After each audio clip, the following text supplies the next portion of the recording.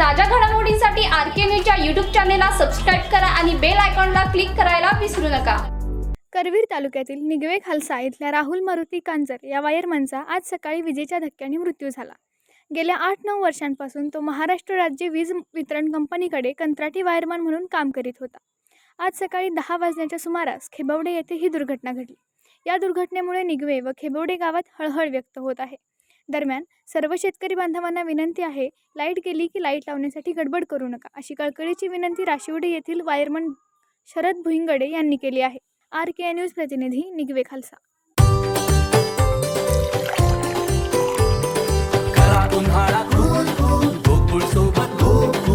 गोकुळ सोबत गोकुल।